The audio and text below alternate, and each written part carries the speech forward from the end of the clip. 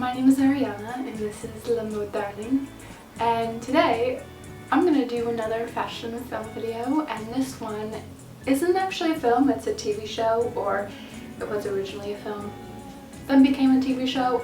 I'm gonna talk about the TV show because it is infinitely better, and that is Buffy the Vampire Slayer.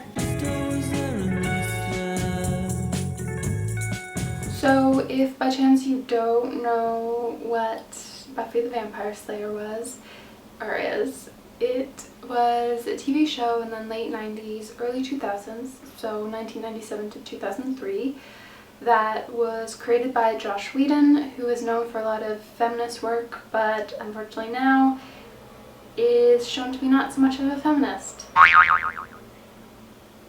And so it's about a high school girl who fights vampires and demons and all that stuff with her friends, which in the show is called the Scooby Gang, and it's basically 4 core characters including Buffy, so Xander, Willow, and Giles, who's her mentor. There's a lot of other characters who come in and out of this group in the show, but those are the 4 main characters who follow Buffy from high school to college and on the show with her. And so they all fight with her and they fight vampires. And so it's a very interesting show because they touch on a lot of subjects that are very allegorical of what actual teenagers go through in their day-to-day life, especially in high school, and acceptance, and a lot of other maybe trickier subjects that, especially at the time, were very taboo to talk about. I want to focus mostly on Buffy and her feminist representation, which can be most seen with her costumes, because that's a very visual part of Buffy and her identity as a character, but also as a high school girl in Sunnydale, California. Buffy is blonde, wears short skirts, dresses, seems kind of very shallow, wants to be a cheerleader at one point. She was never that interested in school. She loved to shop. Buffy came off as kind of stupid and very feminine, but in a very sexist way of that, well, she has no other priorities besides what's exactly in front of her. Buffy is more than meets the eye, and she constantly proves that against her enemies, adversaries. She's a lot more complicated. People think that they can take advantage of her at first, like the vampires who think they can just kill her. They can't. She constantly proves that she's a total badass, but she can also be somebody who's more shallow. State and shop and hang out and go to school and save the world from unspeakable demons.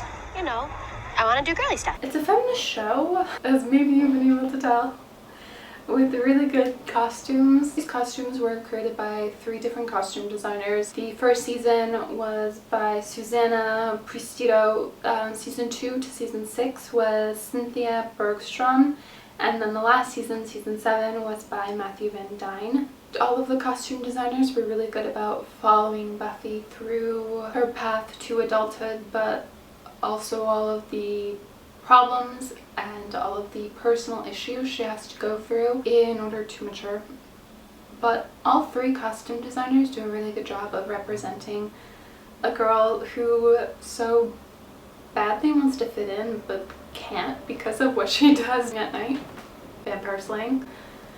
And so it's a very interesting dichotomy, and I think that's why this show in particular has become so famous for its costumes, because it shows a badass girl who's also super feminine, which is rare, and that's kind of sad. Especially for the 90s, I think that this was a new way of representing somebody who's a superhero, quote unquote. I was actually reading a paper that basically, with somebody like Superman, who has very much a superhero costume, and when he's a superhero he's in that costume, and when he's a normal person he's not in that costume, that is really not true with Buffy, because she basically has the same type of style throughout the entire show when she's just a normal high school girl and when she's fighting vampires. So her costume does not determine her superhero status. As a breakdown for what Buffy wears normally. She wears, especially in the beginning seasons, a lot of skirts and flirty dresses and cute tops. It's very 1990s. Like, it's all very trendy clothing. She wears also a lot of high-heeled boots and just heels in general, which is always funny, especially when it's like that's not really what people wear in high school, but okay. She's just super stylish. So, like every TV show that's out there, of course her style evolves as she gets older and as the TV show progresses.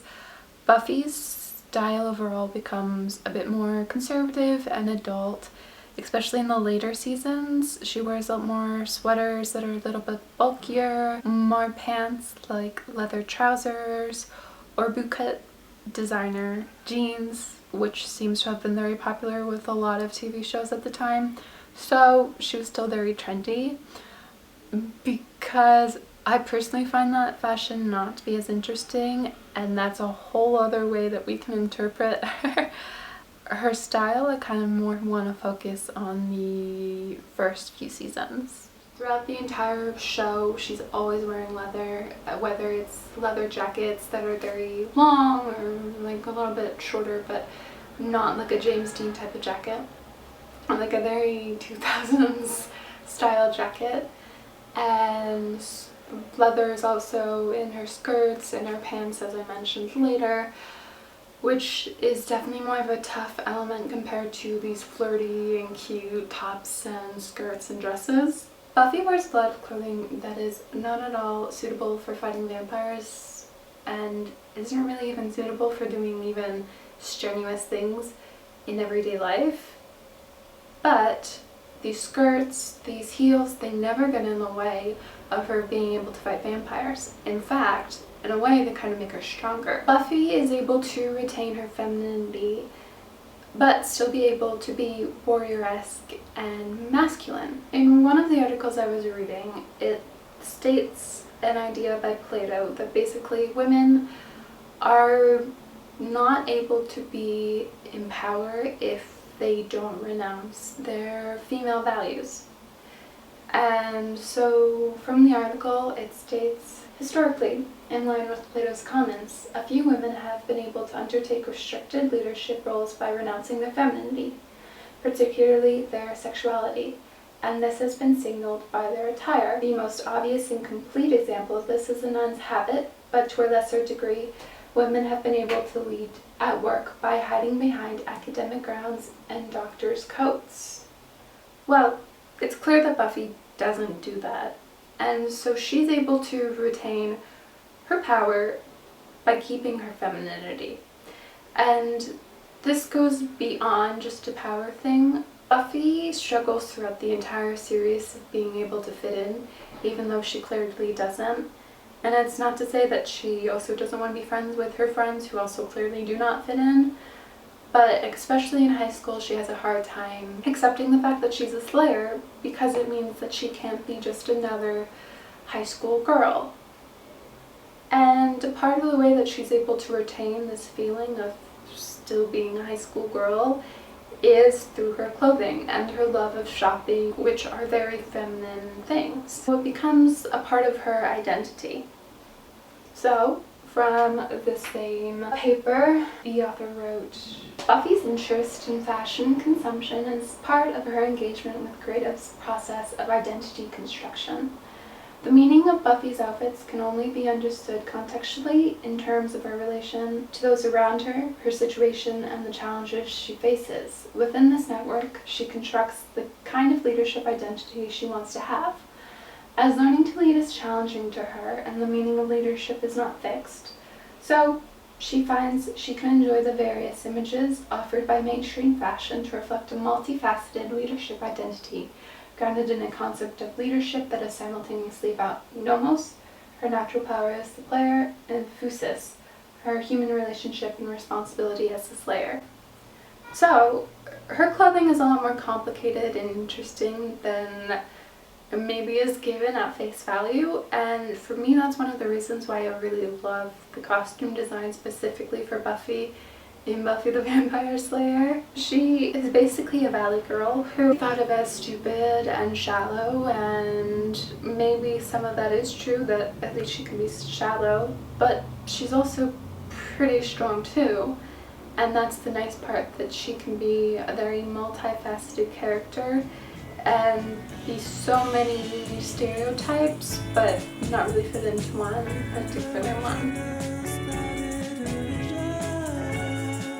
So next I wanted to create outfits that were inspired by Buffy the Vampire Slayer. So like a previous video I did on the age of 17, this isn't supposed to be direct costumes for this. You might not find your Halloween costume that perfectly encapsulates one costume of Buffy, but what I really wanted to do is kind of get a general feeling of who she is and why she dresses the way that she does. For this first costume, I'm wearing this black dress from And Other Stories, and I wanted this one to be kind of more like her flirty dresses that are very short, they're tight, they don't really make sense, but they look really cute, and that's kind of the whole point. This one's black. She definitely plays a lot with color and pattern, which for me just isn't really that possible right now because I don't have a wardrobe for that. That still kind of keeps it flirty. For shoes, I have these Stuart Weitzman heels that I got years ago, and so she wears a lot of heels but more so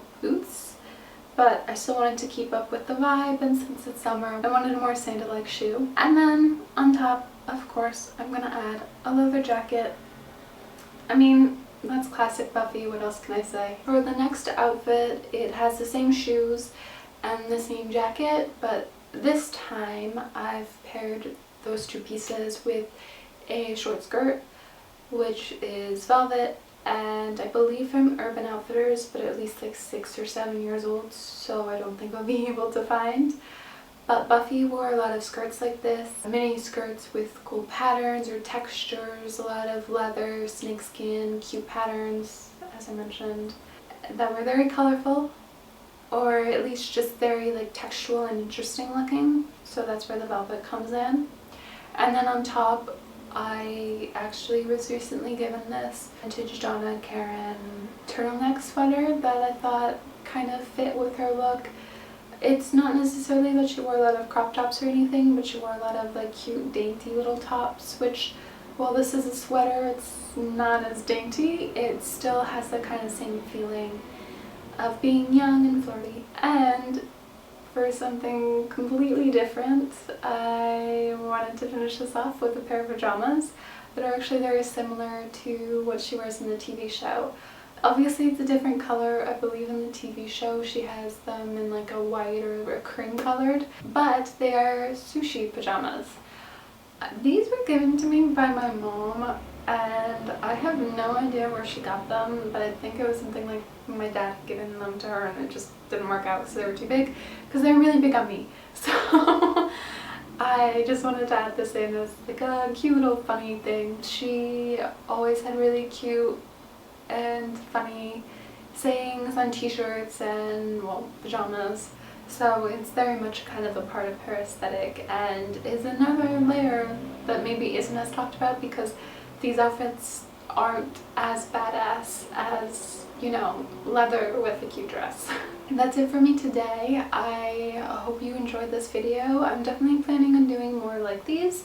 So if you have any recommendations of TV shows or movies that you would like to see me talk about, that would be awesome. Just leave them in the comments below. If you liked this video, please subscribe and like it.